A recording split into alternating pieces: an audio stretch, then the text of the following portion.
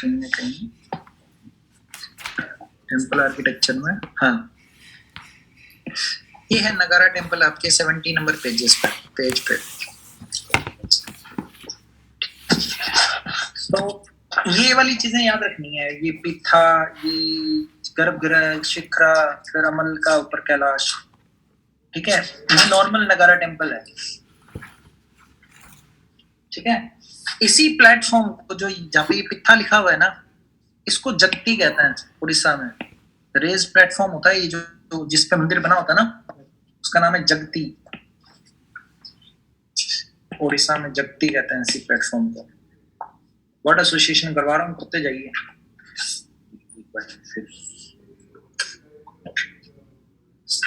जगती, ठीक है। बाकी तो गर्भगृह जहाँ पे सेंक्टो सेंक्टोरम होता है ना, सेंक्टो सेंक्टोरम का मतलब जानते हो? सेंक्टो सेंक्टोरम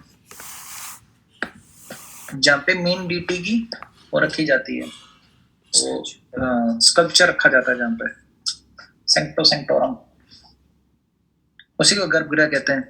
उसके ऊपर वाली जो इमारत होती है, जो मोस्टली ऐसे ऑक्टागोनल शेप में इस तरह से बनी होती है,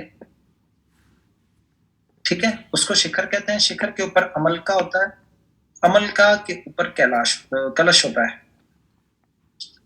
ठीक है।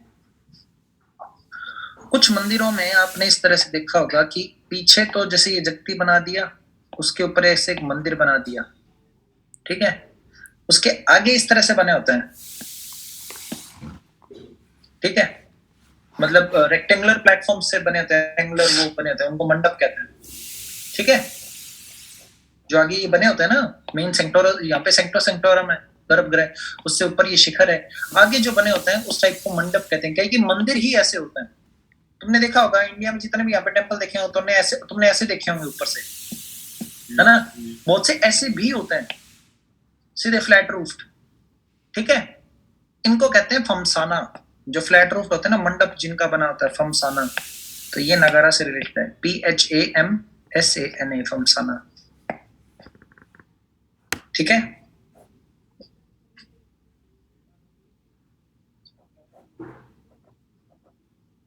और ये जो गर्भगृह के ऊपर जो इस तरह से शेप बनी होती है, जो ऊपर जाके कन्वर्ज होती है, उसे कहते हैं रेखा प्रसाद या लैटिना टाइप,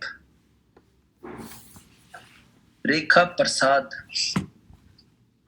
इसको, ये जो गर्भगृह के ऊपर ये बनी हुई है ना, शिखर जो होता है, जो टाइप है ना शिखर का, जैसे ये कर्वी लीनियर इनवर्ट्स है, इसको कहते हैं रेखा प्रसाद।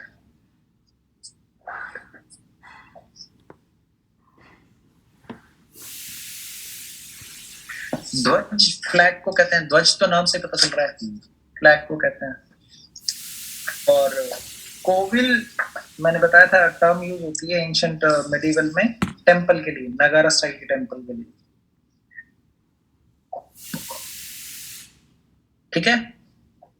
और एक नगारा का टाइप है, वो है Vallabhi type,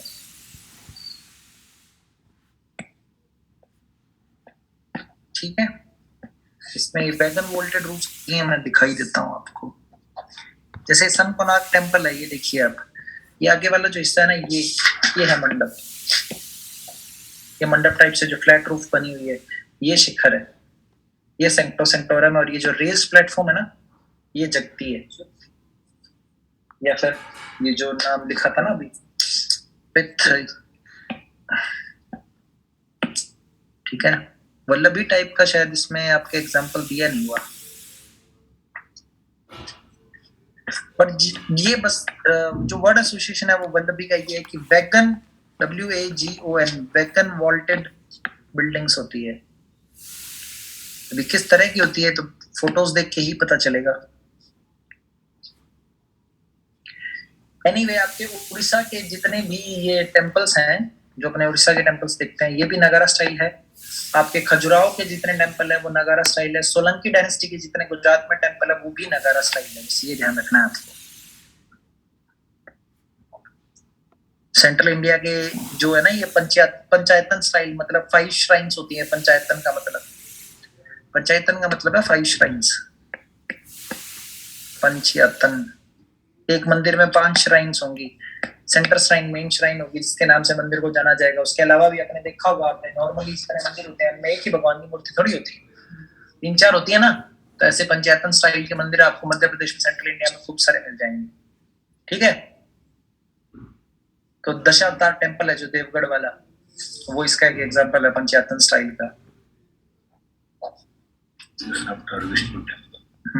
Deogarh 6th century C का है।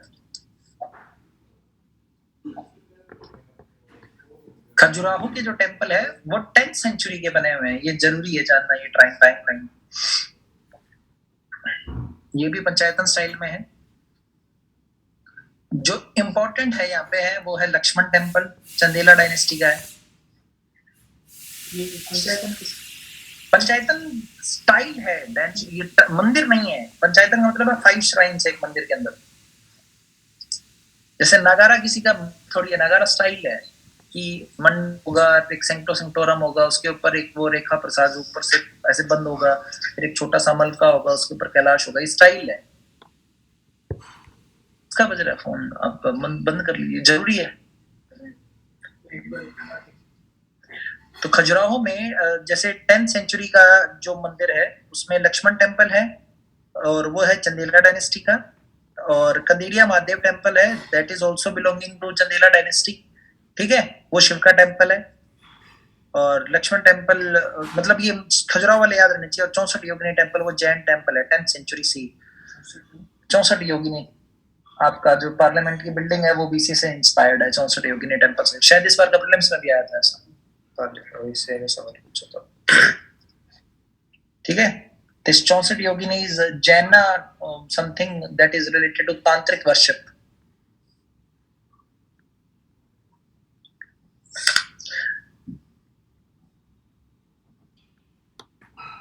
ठीक है ना। तो खजुराहो के ये मंदिर बहुत जरूरी है ध्यान रखने हैं, इनकी डायनेस्टी ध्यान रखनी है। उसके बाद में गुजरात के मंदिर आ जाते हैं। सन टेम्पल, मोदेरा में सन टेम्पल है, वो 11th सेंचुरी का है, सोलंकी डायनेस्टी का, राजा भीमदेव का बनवाया हुआ है। सोलंकी वर branch of letter Chalukyas.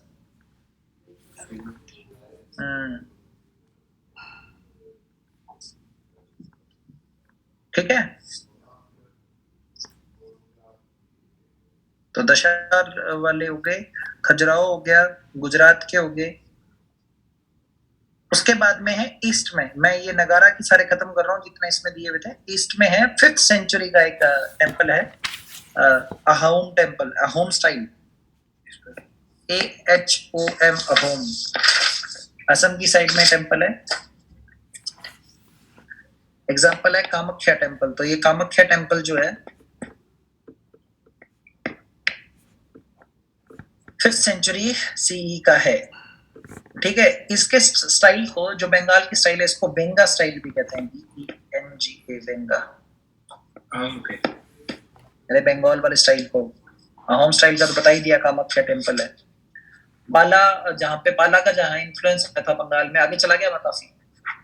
Bengal के टेम्पल्स करवा रहा हूँ मैं। बंगाल शैली का नाम है, जैसे वेंगा, वेंगा, VENGA, वेंगा। और रूलर्स थे पाला रूलर।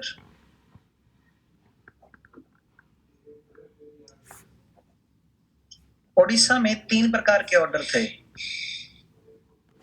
रेखापीठा, पीडा देओल और खाखरा।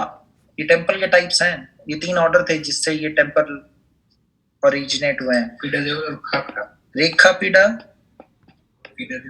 पीडा देओल और खाखरा। नाम में आ जाएंगे ना, कभी भी नहीं सोचोगे कि टेम्पल के टाइप हो सकते हैं। ये आपके एनसीईआरटी में दिए हुए हैं।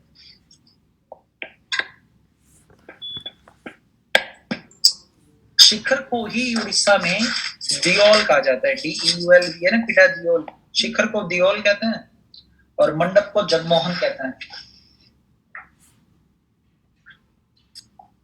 सिर्फ यही वाले उड़ीसा वाले टेम्पल्स ऐसे हैं नगारा स्टाइल के जिनमें बाउंड्री वॉल्स हैं। एक बार में सुन लिया, अगर मंडप को जगमोहन कहते हैं। ठीक है, फेमस टेम्पल है Konark temple, 13th century CE। सबसे बड़ा चैप्टर है आपका ये इस बुक का, और आधा पूरा हो गया है।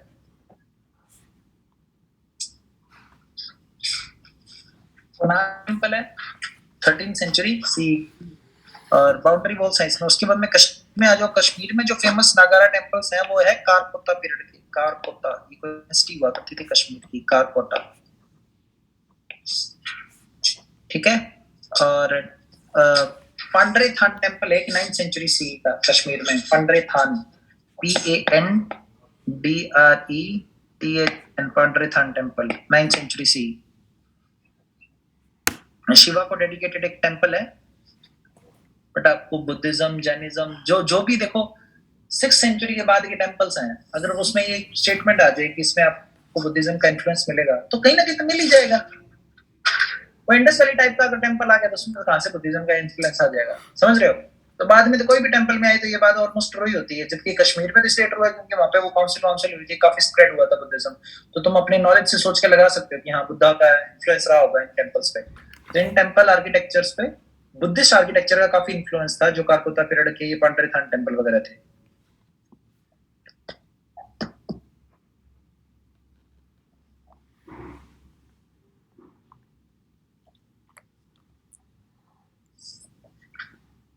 नाइन्थ सेंचुरी सी का है तो मतलब पोस्ट गुप्ता पीरियड है। और फेमस जो यहाँ पे वो है स्कल्पचर है वो महिषासुर मर्दनी।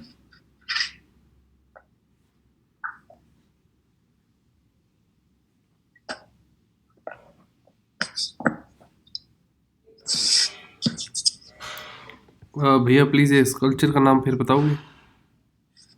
महिषासुरमर्दिनी। महिषा महिषासुर होता था ना। मेरे को लगा तुमने सारे ये सीरियल विलियर देख रखे हैं। महिषासुर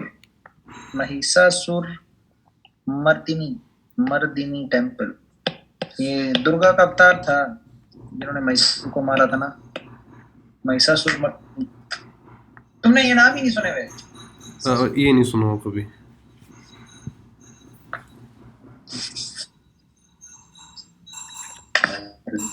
पर ये इतनी ज्यादा माइथोलॉजी में जाएंगे कोई बात नहीं, ठीक है। फिर के बाद में बंगाल का एक वो महाबोधि टेम्पल रह गया। मतलब उसमें आपको तीनों डायनेस्टी का इन्फ्लुएंस मिलेगा। मौर्यन का भी मिलेगा महाबोधि टेम्पल में, गुप्ता का भी मिलेगा और पाला का भी मिलेगा। महाबोधि टेम्पल बंगाल में नहीं है क्या? बिहार में है। गया बिहार में है, बंगाल में है, मेरे को पता नहीं। बिहार में है तो ठीक है, बिहार कर रहे हैं। महाबोधि तो मौर्य, गुप्ता, तीसरा मौर्यंस, गुप्ता और पाला। ना तो द्रविड़ा स्टाइल में आता है ये, ना नगारा स्टाइल में आता है। ये अपना यूनिक्स है, वो उससे बना हुआ है, लकड़ियों से बना हुआ है।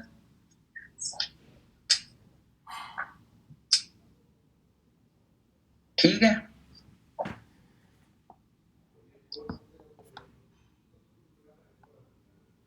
इसी जगह पे धपाल ने प्रतिहार किंग्स को हराया था। एक सिंपल इन्फॉर्मेशन दे रखी है, ये बौद्ध में महाबोधि टेम्पल, उसमें इन्फॉर्मेशन लिख दो।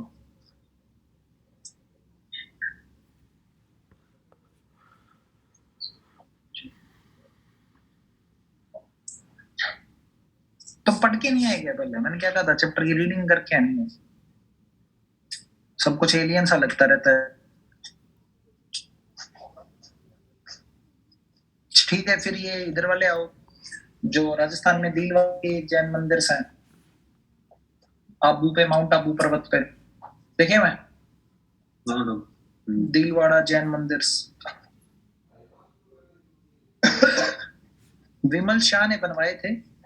माउंट आबू पे जैन टेम्पल है। और फेमस जैन टेम्पल है रायपुर में। मतलब ये प्लेस एसोसिएशन करवा लें कि कौन सी उससे धर्म से रिलेटेड है। और एक और है, ये बाहुबली की जो मूर्ति है, कर्नाटका वाली।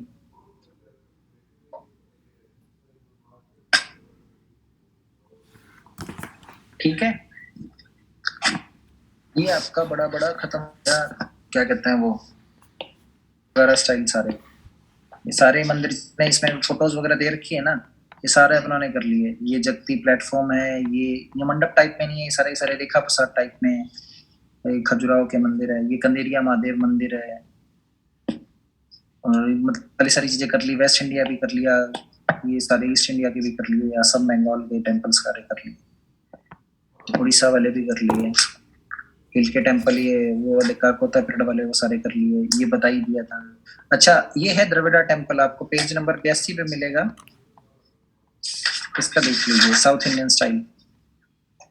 ये आपको हूबहू पेपर में बनाना हो सकता है क्योंकि अभी तक आया नहीं, और ये आर्किटेक्चर का पार्ट है, और ये स्कीमेटिक ही है जो नीचे दिख रहा है ना आपको, ये आपको एक बार रफ पेज पे प्रैक्टिस करना होगा। एक ही चीज अलग है कि मैं पानी का टैंक हुआ करता था, आराम में आपको हर जगह नहीं मिलता, कश्मीर में जरूर मिल जाएगा, कश्मीर के कारकोता पीरियड के मंदिरों में, बाकी जगह नहीं मिलेगा आपको पानी का टैंक। बाउंड्री वॉल आपको उड़ीसा के मंदिरों में मिल जाएगी, नागारा में, बट बाकी इसमें हमेशा ही होती थी द्रविड़ा में। और एक गोपुरम होता था, टॉल गोपुरम होता था, और उसके बाद में इनके जहां अपने अमल का होता था ना, वहां इनका शिखर है, उसको शिखर कहते हैं, और उसको अपने शिखर कहते हैं नागारा में, वहां उसका नाम विमान है, ठीक है। और मंडप और गृह तो सेम ही है। अच्छा, इनमें दो तीन चीजें और होती थी, साउथ के जो मंदिर थे ना, वो सिर्फ रिलीजियस सेंटर नहीं थे, वो पॉलिटिकल सेंटर थे। वहां से वहां का जो जो पर्टिकुलर सिस्टम था ना, वो गवर्न होता था, वहां की पॉलिटिक्स गवर्न होती थी, लोकल पॉलिटिक्स। मंदिर का, अगर किसी को मंदिर की चाबियां जिसके पास है ना, वो स्टेट को गवर्न करता था, आपके पॉलिटिकल सिस्टम वहां से चलते थे। जबकि नागारा स्टाइल में ऐसा कहीं नहीं था, नदन स्टाइल में ऐसा कहीं नहीं था, द्रविड़ा में जरूर था। किसी किसी भी गांव की मंदिर की वेल्थ उस गांव की प्रॉस्पेरिटी दिखाती थी, समझ रहे हो? तो मंदिर वहां पे बहुत ही ज्यादा सीक्रेट है, इसी वजह से कि कलेक्टिव एफर्ट था। ये ऐसे मंदिर दिखाई देते हैं साउथ में जो हजारों सालों से सुरक्षित है, और अभी भी उसी शिद्दत के साथ वहां पे लोगों को उनको पूजते हैं। जैसे बृहदेश्वर टेम्पल देख लो उधर, मदुरई का मीनाक्षी मंदिर देख लो, ठीक है। क्योंकि ये उनके गांव का ग्रैंडियर दिखाता है ना, जिस रिलीजन का नहीं है, ये उनकी पॉलिटिकल यूनिट भी है। तो ग्रैंडियर दिखाने के लिए मंदिर बनाते भी बहुत ऊपर थे, ठीक है। तो ये डिफरेंस है नागारा और द्रविड़ा में। और बाकी इनके छोटी मोटी जो चीजें हैं, वो जो मेन टेम्पल्स हैं, वो महाबलीपुरम के टेम्पल्स हैं, वो लिख लो। महाबलीपुरम एक कोस्टल टाउन है, पल्लवास ने इसको डेवलप किया था, और वहां पे टेम्पल बने थे 7th और 8th सेंचुरी सी में, महेंद्र वर्मन, नरसिंह वर्मन और राज सिंह वर्मन के टाइम में, ठीक है। अच्छा, इसमें एक वो है, स्टोरी दी हुई है, और दिखाई देता हूँ तुम्हें मैं कौन सी स्टोरी की बात कर रहा हूँ। आगे महाबलीपुरम का शॉर्ट टेम्पल की फोटो है इसमें, ये तो मैंने करवा दी, दिलवाड़ा विजय टेम्पल और वगैरह। ये आपको पेज नंबर 96 पे तो एक फोटो दी हुई है ना, इसको जूम करके ये जब देखोगे तो आपको एक आदमी तपस्या करता हुआ दिखाई देगा। ये देखिए, इस आदमी की बात कर रहा हूँ, अर्जुनंस पेनेस। ये ऐसे बताया जाता है कि अर्जुन यहाँ पे तपस्या कर रहे हैं, एक पे खड़ा होके भागीरथी को धरती पे लाने के लिए, ठीक है। तो इसका डायरेक्टली मैच करवा सकते हैं कि जो famous sculpture of Arjuna's penance is located at what place, तो महाबलीपुरम में। इसकी अलग अलग स्टोरीज है कि आसपास में ये बिल्ली भी है जो इसको तंग कर रही है, इसका रिजॉल्व चेक करने के लिए वगैरह वगैरह, वो माइथोलॉजिकल चीजें हैं सारी की सारी, ठीक है। और ये भी डिबेटेबल है कि whether this particular picture represent और not, but this is what we have remember, ठीक है। फिर वशी और कुछ ये कहते हैं कि सॉरी, अर्जुना पाशुपास्त्र के लिए कर रहे हैं, कुछ भागीरथ वो गंगा को नदी को उस पे लाने के लिए। अर्जुन क्यों भागीरथी के लिए करेगा, ज्यादा होगी। तो ये है वो भागीरथ है जो भागीरथी के लिए कर रहा है, पाशुपास्त्र के लिए कर रहा है। फिर ये ऊपर यहाँ पे दिखाया भी हुआ है छोटा सा, ये जो शिव जी आते हैं फिर ये वरदान देते हैं, ठीक है। तो ये कहानी है इसमें सारी, जो कि अपने काम की भी नहीं है, बस इसको लोकेट करवाया जा सकता है कि जगह कौन सी है, कहाँ पे मिलते हैं। और आपको महाबलीपुरम टेम्पल्स के लिए बहुत ज्यादा फेमस है। जब अपने पल्लवास को मतलब क्रोनोलॉजी में पढ़ेंगे तो इन तीनों के बारे में एक ही चीज पढ़ेंगे कि जो अर्ली टेम्पल्स थे वो महेंद्र वर्मन ने बनाए, कट टेम्पल्स थे वो नरसिंह वर्मन ने बनाए, बारों काट के। जो परफेक्ट स्ट्रक्चर्ड टेम्पल्स थे ना, जैसे महाबलीपुरम का शोर टेम्पल है, ये राज सिम्हा ने बनाया।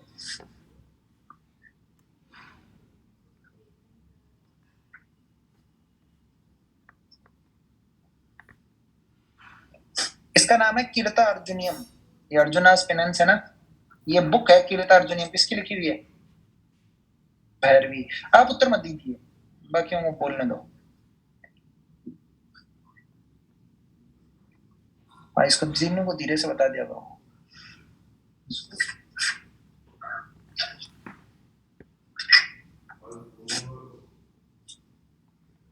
ठीक है, तो ये है, ठीक है, और इसमें कोई काम की चीज नहीं है। उसके बाद में आपके एक इसमें है लॉस्ट वैक्स मेथड, सिरे पेरदू मेथड। ये स्कल्पचर्स बनाने के काम आता है, तो इसलिए ये आर्किटेक्चर अपने उसमें है, तो आर्किटेक्चर और स्कल्पचर को तो ये इंटरचेंजेबली यूज करते रहते हैं। सिरे पेरदू मेथड पर आपके प्रीलिम्स में जरूर होता है। SICIRE सिरे, CIRE पेरदू PERDUE सिरे पेरदू मेथड। ठीक है, लॉस्ट वैक्स प्रोसेस। वैक्स की एक आकृति बना लेंगे, उसके ऊपर मोल्टन मेटल लगाएंगे। जैसे मान लो तुम्हें गणेश जी की मूर्ति बनानी है, तो वैक्स का गणेश जी बना लिया, उसके ऊपर मोल्टन मेटल लगा दिया। ठीक है, वैक्स को पूरा ठंडा होने दिया, जम गया, उसके ऊपर मोल्टन लगाओगे तो वो वैसा मतलब मेटल लगाओगे तो वो वैक्स की आकृति ले लेगा। एक होल छोड़ देते हैं उसमें, फिर उसको गर्म करते हैं, वैक्स पिघल के निकल जाता है। तो ऐसे करके अपने वो मूर्तियां बनाते हैं, क्योंकि वैक्स में तो शेप देना आसान होता है ना, और उसके ऊपर मेटल डाल दो, फिर वो शेप ले लेगा, और फिर ठंडा कर दो उसको, और फिर गर्म कर दो, एक होल छोड़ दो, गर्म कर दो, उसमें से वैक्स सारा निकल जाएगा। That is called the lost wax method. ठीक है, फिर उसके बाद में है आपका इसमें नटराज की भूमिका है सारी। नटराज के बारे में बताया गया, तो नटराज ही बोल लेते हैं डायरेक्टली, और नटराज पे बात करते हैं अपना।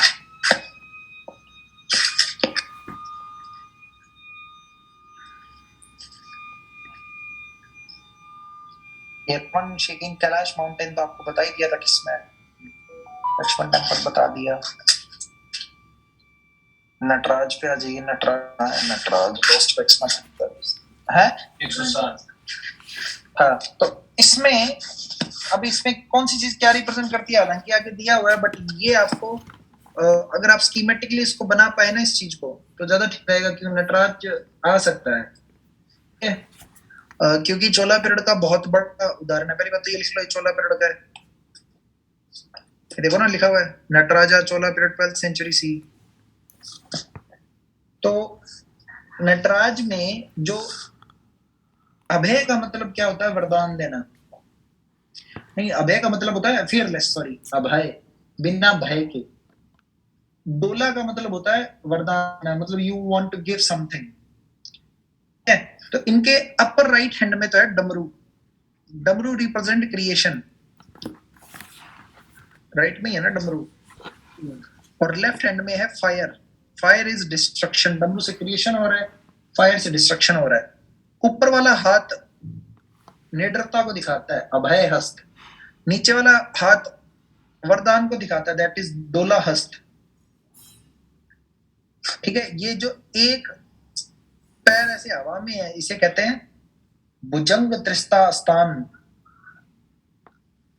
ठीक, मतलब कि जो इल्यूजन है, इसको ये लात मार के दूर भगा रहे हैं इस तरीके से। इल्यूजन यानी माया, ये तरीका है ना इनका, जो लात मारने का साइड। ठीक है, दैट इज कॉल्ड भुजंग त्रिस्ता। इससे ये इल्यूजन को दूर भगा रहे हैं, किकिंग अवे द माया। और जिसके ऊपर ये खड़े हैं, that is called Apasmara, that is demon of ignorance.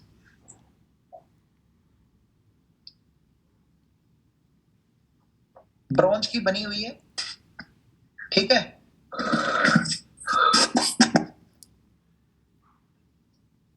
आगे वाले पे जो ये जो दिया हुआ है, दैट इट इज कॉल्ड अर्ध पर्यानका आसन।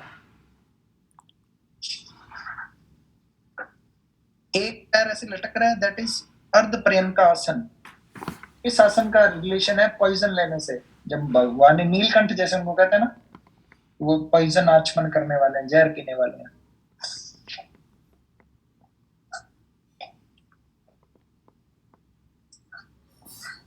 ठीक है, फिर इसी में विजयनगरम के बारे में उन्होंने बात कर रखी है, कल्याण सुंदर मूर्ति और उन सब चीजों की। ये देखो कल्याण सुंदर मूर्ति, ठीक है। और ये पानी गहरे संस्कार में, मतलब वो यूज होती है कहीं, आई डोंट नो, ये होता है ना शादियों में जो पांचजन संस्कार होता है, देखा हुआ है क्या? अरे यार, एक संस्कार होता है ना यार, वो दोनों को बिठा के कुछ कुछ पानी से डालते हैं क्या हाथों के ऊपर, ऐसा कुछ होता है ना। तो उसमें कुछ एक भगवान की मूर्ति भी होती है, मतलब जो जगह होती है, मतलब जैसे ऊपर वो बनाया होता है उसी को कल्याण मंडप कहते हैं। तो ये सब कुछ है जो अपने विजयनगर एम्पायर से वो किया है, कल्याण मंडप वगैरह 2018 में आया था, 19 में था। तो ये एडिशन हमने विजयनगर एम्पायर से की है, ठीक है।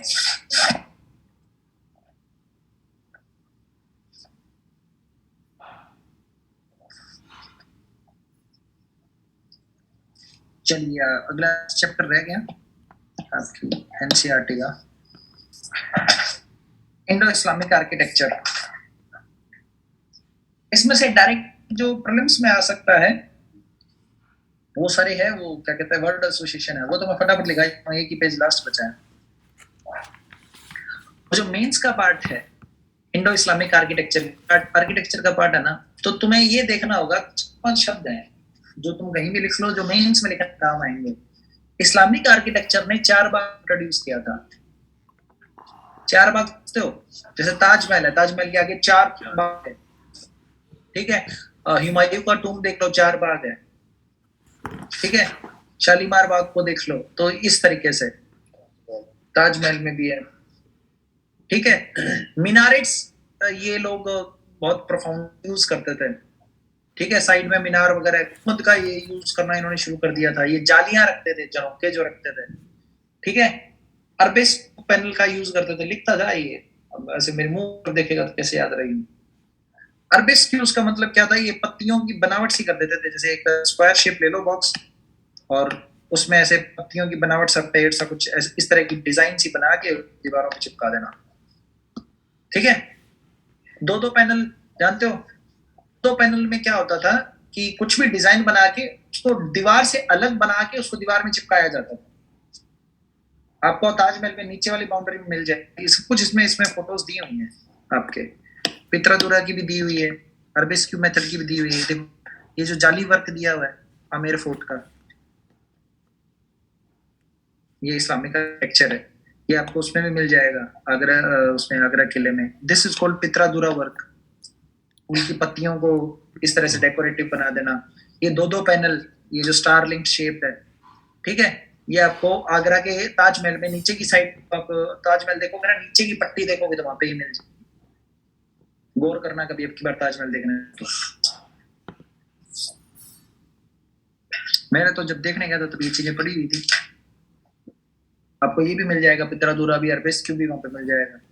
अरबिस्क्यू मतलब जैसे इसमें तो अलग अलग कलर है, अरबिस्क्यू में वो एक ही कलर की होती है और उसमें वो डिफरेंट डिजाइन जैसे पेड़ों के बनाते रहते हैं, और वो दीवारों पे उसी मेटल की बनी होती है, अलग से बना के नहीं लगाते, उसी पे बनाते हैं। 2-2 पैनल अलग से बना के साइडों में लगा देते हैं नीचे कहीं।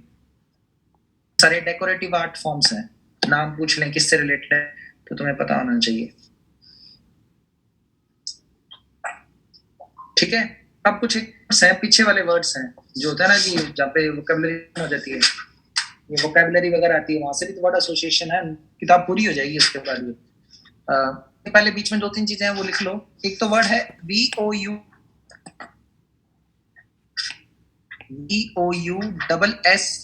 SSOIS, ये आपको कोई भी बुक में नहीं मिलेंगे, ये मैं पीछे वाली ग्लोसरी से निकाला शब्द है और ये प्रीलिम्स में पूछे जा चुके हैं।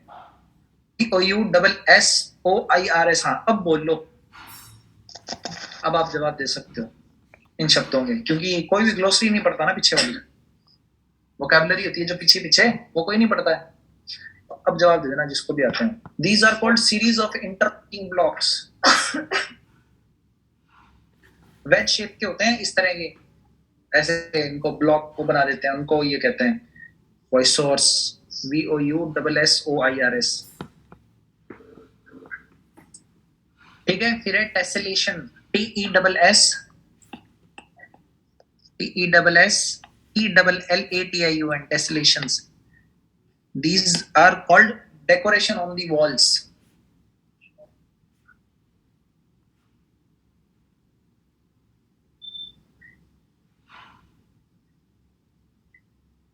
ठीक है, इसमें आपके एक मांडू का एग्जांपल दिया हुआ है। मध्य प्रदेश के निकट एक इंदौर में एक आर्किटेक्चर मार्वल है जो कि इंडो मिक्स है, that is called Mandu. Gauri dynasty की कैपिटल हुआ करती थी 5th century CE. GHAU, Gauri छोटी सी कोई डायनेस्टी हुआ करती थी। होशांग राजा था, 15th सेंचुरी का है, 15वीं शताब्दी। Hoshang Ghori dynasty 15th century. Mandu Indo Islamic architecture का मिक्सचर था ये। इसको इसलिए पढ़ते हैं कि ये आर्किटेक्चरल इसलिए साउंड था कि ये एनवायरमेंटली अडॉप्टेबल था, कि अगर वहां पे काफी मध्य प्रदेश है, काफी गर्मी है ना, तो चीजें इस तरह से बनी हुई थी कि अंदर की तरफ इतनी गर्मी ना लगे, मतलब वो थी वेंटिलेशन वगैरह सारी चीजें उस तरह से बनाई गई थी। ठीक है, that is called architectural adaptation of environment, Mandu. मतलब ये काफी प्राइम एग्जांपल है। क्वेश्चन भी इसी प्रकार से ही आता है इसका। फिर उसके बाद में आपके इसमें फोटो दी हुई है गोल गुंबद की, कर्नाटका में है, 17th सेंचुरी का था। इसे म्यूजियम ऑफ मोहम्मद आदिल शाह।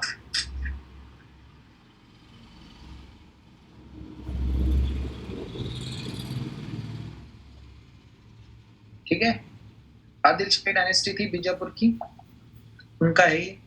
आपको ये पांचों डायनेस्टीज और उनके वो शहर पता है? जैसे कुतुब शाही कहाँ की है, गोलकोंडा की कुतुब शाही, ऐसे पता है? मिसमैच हो जाएगा। चलो आप कोशिश करो, मैच तो हम करवा दें। बस ये तो दो तो आ ही गए, नाम नहीं आ गए तो दो तो कुतुब शाही और आदिल शाही तो मैंने बोल दिया, बाकी तीन और नाम में नहीं है, मेरा है नहीं पता, कोई बात नहीं, रिवीजन में आ जाएगी आगे। एक इमाम शाही थी, एक बेग शाही थी, एक और है, एक और भूल रहा हूँ मैं, कोई बात नहीं, उसमें आ जाएगा आगे। ठीक है, तो गोल गुंबद आदिल शाह डायनेस्टी थी बीजापुर की, उनका खुद का है, और बस इसके अलावा तो कोई भी चीज की काम की नहीं है। फिर वो वर्ड एसोसिएशन 4-5 और बचे हैं, लिख लो। एजेट, एजेट छोड़ो, ये देखो BOSSES, बॉसेस मतलब डेकोरेशन।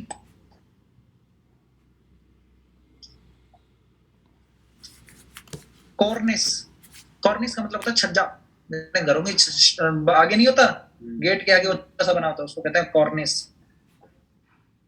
ठीक है, बार्टर का मतलब होता है स्लोप इन द वॉल। तुमने देखा होगा कुछ किलों की दीवारें ऐसे ऐसे शुरू होती है इस तरह से, जैसे ये किला है, जैसे अपने घरों की दीवारें सीधी स्ट्रेट होती है ना, उनकी स्ट्रेट ना होके ऐसे जाती है इस तरह से, बहुत से फोर्ट की दीवारें, दिस इज कॉल्ड बार्टर। और जहां तक मुझे याद है इब्राहिम लोदी ने इंट्रोड्यूस किया था। नहीं, उससे सेकंड वाला था कि सिकंदर लोदी, अलाउद्दीन खिलजी जो आया था ना, उसने उसका नाम अलाउद्दीन खिलजी, जलालुद्दीन अलाउ खिलजी, तुगलक आए थे, उन्होंने से था। तुगलक डायनेस्टी के हैं। तो इब्राहिम लोदी का क्या था, डबल डोम लोदी डायनेस्टी का। तो ये आपको पहले चैप्टर मिल जाएगा जो मैंने पढ़ने के लिए बोला था आपको, 1.45 तक जो पढ़ने के लिए सिर्फ जो ब्लू और रेड में लिखे हुए ना, उसमें मिल जाएगा आपको ये। उसमें ऑलरेडी वो है जो वर्ड एसोसिएशन जो मैं इसमें करवा रहा हूँ ना एनसीईआरटी का एक्सट्रैक्ट करके, उन्होंने ऑलरेडी उतना ही लिखा हुआ है, तो उसको बार बार बोलने से कोई फायदा नहीं है। बाकी जो चीजें हैं जो एक्सट्रैक्ट करनी है मैं करवा दूंगा। इसके बाद आप 8वीं और 12वीं का सेकंड पार्ट बच जाएगा, आप दो लाइनें और है वगैरह बता दिया ना, हो ही गया, बस खत्म हो गया। अब हिसाब से तो है ना, आप भूल रहे हो चीजों को, आज के लिए इतना ठीक है। अब छठी होगी, 12वीं की फर्स्ट पार्ट हो गया और 11वीं की फाइन आर्ट होगी। इसको है ना याद कर लो पूरी वो, एक बार किताब दो और किताब के साथ साथ नोट्स रहने दो साथ में, और मैं अभी आपको मेरे नोट्स की स्कैन दे देता हूँ, 12वीं के फर्स्ट पार्ट की, छठी की और 11वीं की फाइन आर्ट की। कल की छुट्टी नहीं दे रहा हूँ, आज क्लास एक ही ले रहा हूँ, आगे समझ में? आप ये पूरा कर दोगे तीनों क्लासेस। अगर नहीं कर रहे हो तो फिर 7वीं में कल मैं कोशिश करूंगा 7वीं एक ही क्लास में करवा दूं, 12वीं का सेकंड पार्ट एक ही क्लास में करवा दूं, और फिर जो रिवीजन है वो 2 क्लासों में कर दूं, फिर पेपर। मतलब आपकी 4 वीक या ज्यादा 5 क्लासेस हो रही हैं, उसके बाद सीधा पेपर है।